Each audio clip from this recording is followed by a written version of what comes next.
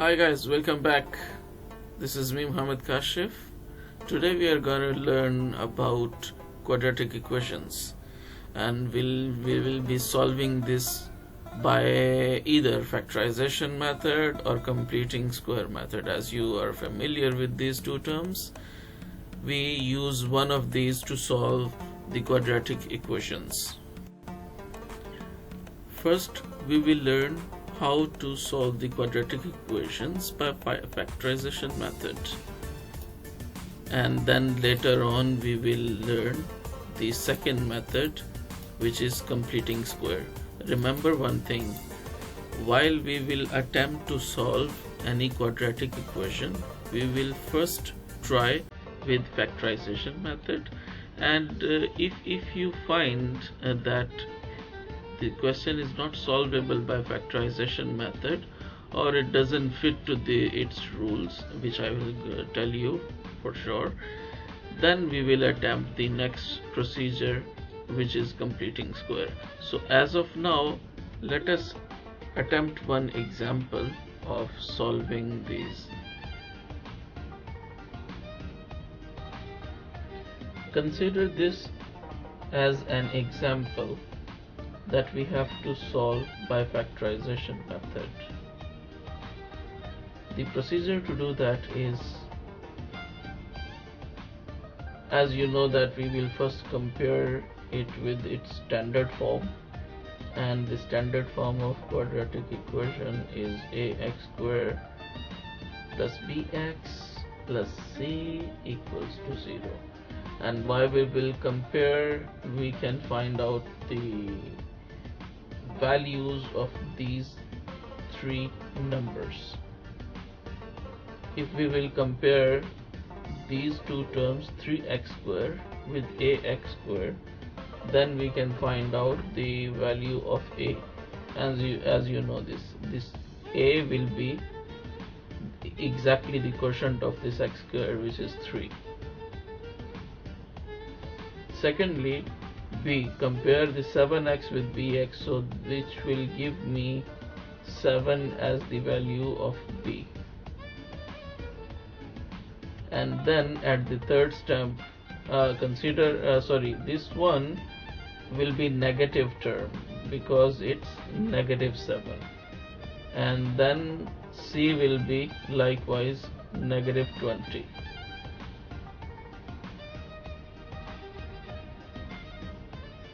These are the values that we have found by comparing this quadratic equation with its standard form. Now the rule of, I'll give you some clues, or the way how to factorize any number. First, you will multiply this 3 by 20. So 3 by 20 is 60. Now we will find the factors of 60. First, it will be 1 times 60.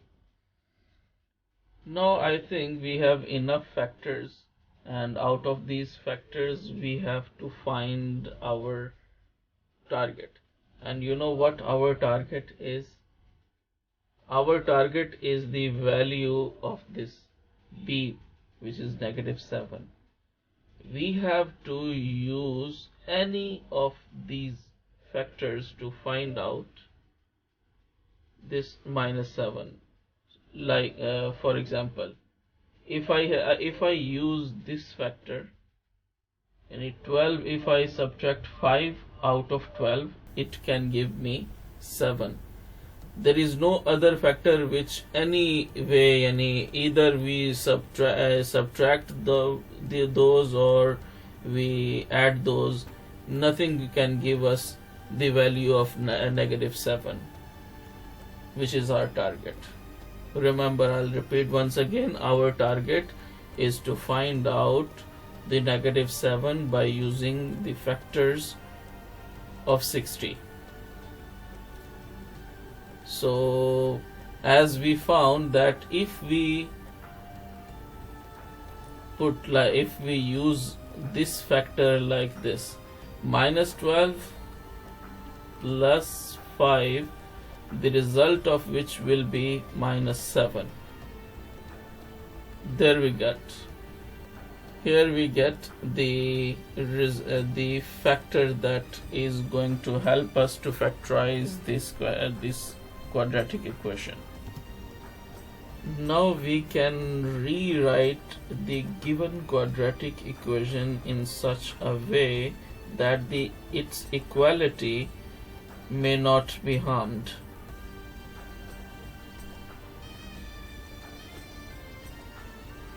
So instead of this term minus 7x, I will write that as minus 12x, just as we decided before.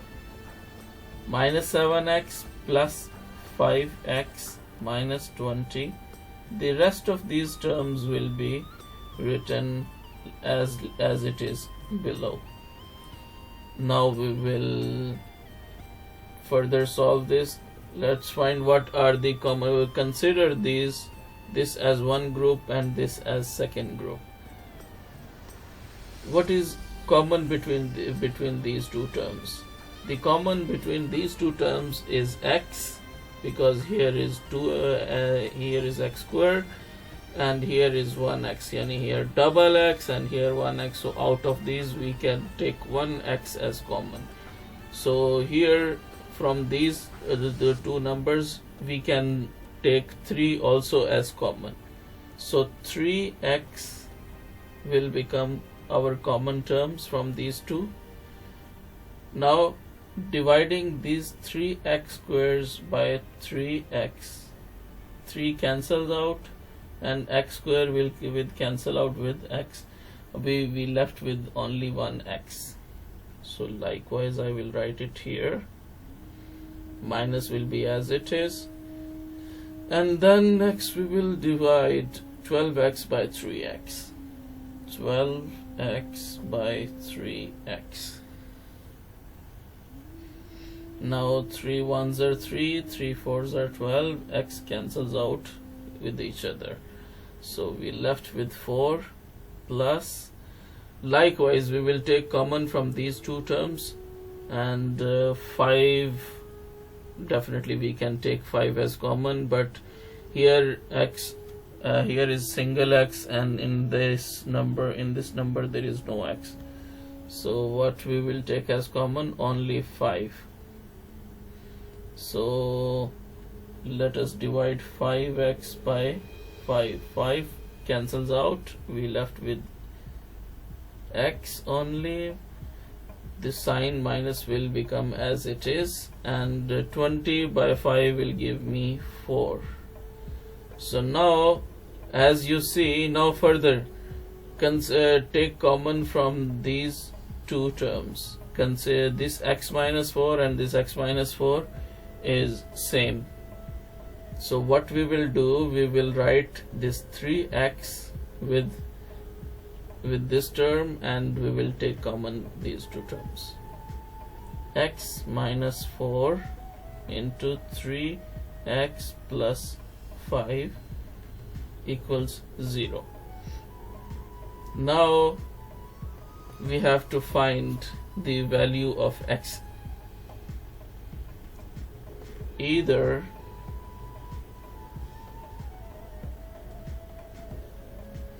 x minus 4 equals to 0, adding 4 on both sides will give me the value of x as 4, or let's take other,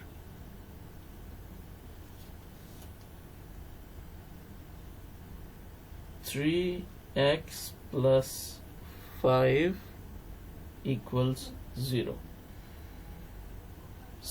I want to eliminate 5 from here, so for that I will subtract 5 from both terms. Then I will be left with 3x equals 5. Now I want to get rid of this 3, so for that I will have to divide both sides by 3. By doing this, I will be left with this. So we came to the solution.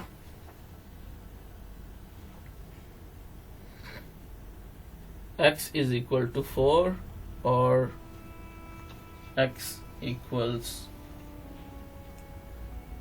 so solution set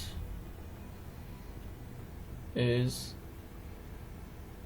4 minus 5 over 3.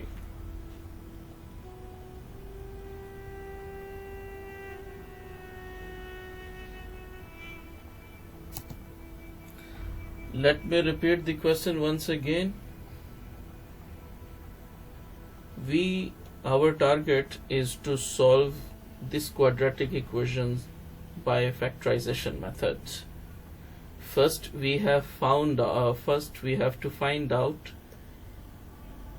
the values of a, b and c.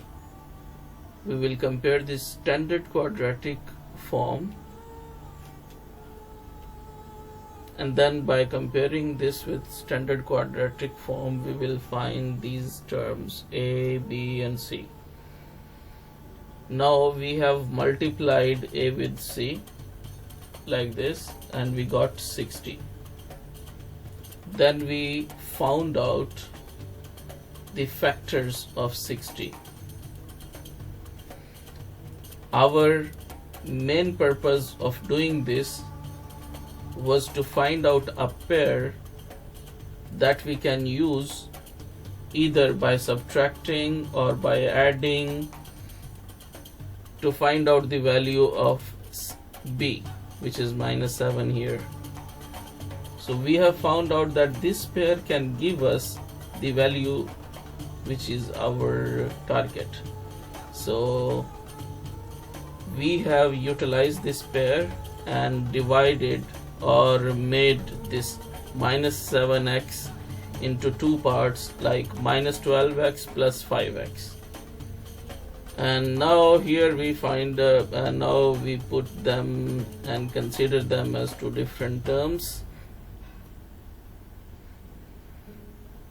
We found out common between these two as 3x and between these two as 5.